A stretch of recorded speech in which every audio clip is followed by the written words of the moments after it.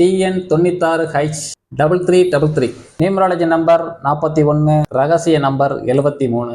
இதற்கு முன் வீலும் நல்லா இருக்கு, பேக் வீலும் நல்லா இருக்கு. இயல்பாகவே இந்த வண்டி வச்சதுலேருந்து யோகான்னு சொல்லிக்கிட்டே இருப்பார். ஏன்னா இது வச்ச உடனே அவருடைய அந்த வண்டியோடைய நம்பர் ஆக்டிவிட்டி எல்லாமே நியூமராலஜி நம்பர் நல்லா இருக்கு, பிரமிடு நம்பர் நல்லா இருக்கு.